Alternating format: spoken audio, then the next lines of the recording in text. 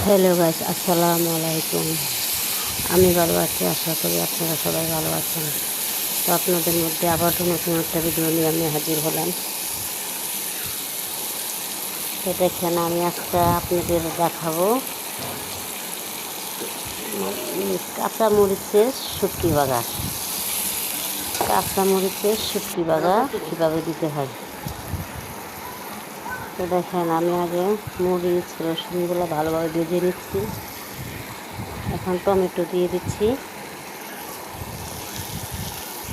দিয়ে ভালোভাবে নেড়ে ছেড়ে নিচ্ছি। ভালোভাবে নেড়ে ছেড়ে নিচ্ছি।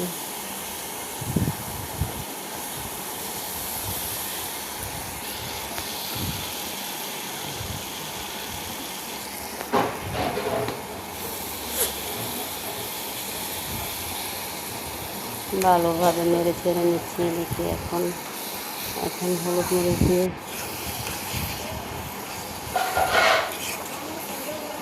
অনেক দিন ধরে শুটকি বাগার খাই না, তো মন চাইতেছে ঝাল ঝাল করে একটু শুটকি বাগার দিয়ে গরম ভাত যদি পেট ভরে খেতে পারতাম। তো মনে চাইলো, ইচ্ছা করে না করতে। তো আজকে ভাবছি না, আজকে আর অলসতাগিরি করবো না, আজকে ঠিকই বাগারটা দিয়ে পেট ভরে ভাত খাবো বলে আজকে নেমে পড়লাম শুটকি লাড়াতে।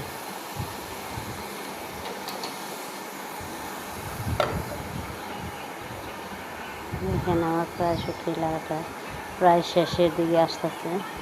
এখন আমি দিয়ে দিলাম লেবু পাতা দিয়ে ঢেকে দিচ্ছি, নাড়াচাড়া দিয়ে ঢেকে দিচ্ছি। নাড়াচাড়া দিয়ে ভালো করে ঢেকে দিচ্ছি।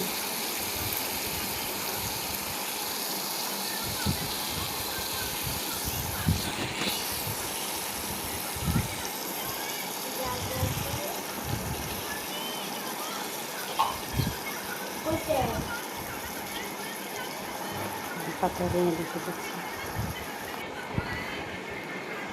5 মিনিট পরে আমি ঢাকনাটা খুলে নিব।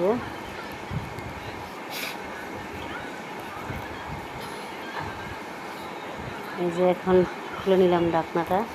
এই যে আমার লাড়াটা প্রায় শেষের দিকে। এখন আমি চুলা অফ করে দিব। লাড়া বাস হয়ে গেছে, দেখতে পাচ্ছেন। সহজে একটা রেসিপি তৈরি করে ফেললাম।